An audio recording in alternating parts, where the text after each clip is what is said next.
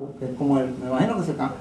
Yo no sé si su nombre es Ricardo, que se cambió a Richard, y se llama La Nueva Cara de América. Yo le quise poner al trabajo. Yo soy Julio Benítez. Y yo puse lo siguiente: Estados Unidos está cambiando, y eso lo han podido constatar muchos escépticos, conservadores y seguidores del orden establecido en esta gran nación, mayormente de origen europeo y anglosajón. Hoy las caras que componen el país son variadas y las voces, incluidas las de los antiguos discriminados, sean afroamericanos, latinos, asiáticos, incluso gays y mujeres, cobran una dimensión inusitada en el panorama político y cultural de esta nación.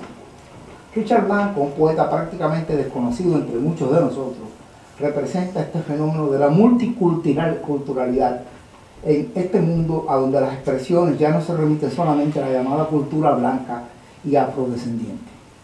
Ya sabemos que existe una literatura chicana y cubanoamericana, dominicana, que han incluso alcanzado, cuando se expresa en inglés, los reconocimientos máximos de la literatura en este país, incluido el Pulitzer.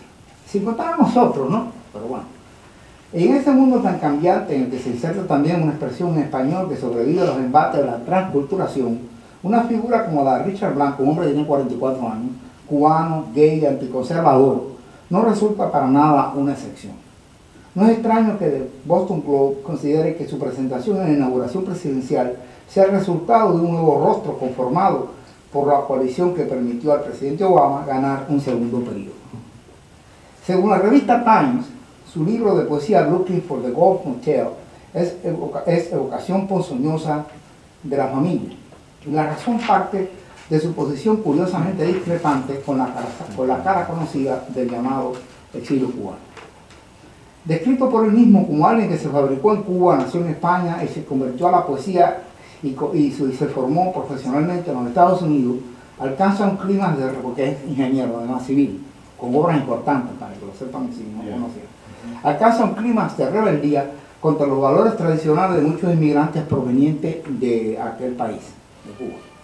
Su propio interés en visitar la isla, de hecho ha estado allí varias veces, así como su irónica descripción del excesivo estatismo conservador de los más viejos, lo ha llevado a buscar un refugio en el ambiente cultural de Maine y, por otro lado, un silencio envidioso y maligno por parte de quienes debían sentirse orgullosos del hombre que representará la poesía en un momento clave de nuestra historia, no han logrado empañar su obra.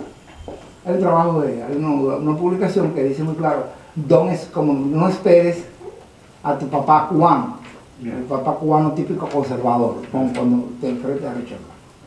Autor de 4 libros, sin contar una enorme publicación y las más importantes y prestigiosas publicaciones y antologías de Estados Unidos de los últimos años.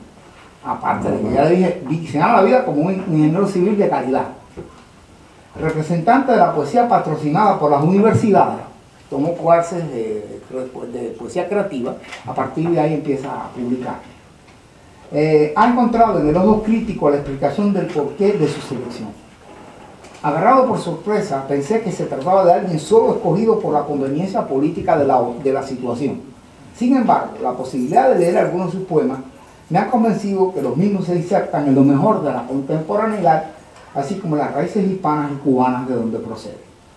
En su sitio de internet, él describe el poemario final como uno donde su identidad cultural y sexual, la vida de la niñez, la relación padre-hijo, así como el recuerdo de su madre moldeada por el exilio, se une a los temas recurrentes de su poesía sobre la muerte del padre y otros familiares.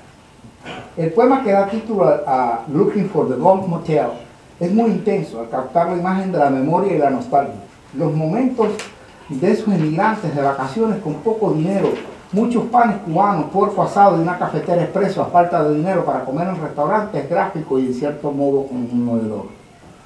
La búsqueda de ese pasado retorna ya al final cuando nos menciona los nuevos entornos llenos de condominios y hoteles donde él pretende que nada se ha perdido. Unspoken Elegy for Tía Chucha es un poema a la pariente que se ama y que en términos de la cultura hispana forma parte de nosotros no como familia extendida, sino como familia en sí. Es como un poema que habla de la visita a una vieja tía. Sobresale el uso del español que sirve para dar sabor a ese momento que para Blanco parece tan importante. No es la tía, la mujer rica, la cubana inmigrante que ha logrado un estándar económico elevado. Lo sabemos por su propia habitación, un efficiency, que es lo que llaman en Miami. Aquí llaman single, en Miami le llaman así, el single efficiency. que es un simple local adaptado para rentar a personas con pocos ingresos. No es como en la mayoría de los versos. Es interesante ese poema porque hay una serie de expresiones muy español, muy cubanas y además muy hispanas, en la forma que él la va utilizando, que le dan sabor al poema, que se habría que leerlo para darse cuenta. Cuando cabrón, estás aquí, qué sé yo, ¿no? Yeah. Entonces es interesante ese poema. Que sirve para dar momento, ese momento que para Blanco parece tan importante. No hay, como en la mayoría de los versos consultados, el interés por la rima. A veces, y aquí no es lo contrario, este autor se decide por una especie de prosa poética y el verso conversacional y anecdótico se mezcla con la melancolía de un poeta capaz de atrapar los momentos con una gran imaginación. Su segundo libro, Direction for the Beach of the Dead, parece resaltar un interés por universalizar sus experiencias, aunque en un poema donde habla de ir a Malta, nos sugiere que pudiera enseñar inglés con acento en inglés o en español. Quizás el poema es más inherente a sus orígenes Mexican Almuerzo en New England, a donde él mismo confiesa que, alejado de Miami, siente una profunda nostalgia mientras enseñaba unos cursos de escritura creativa.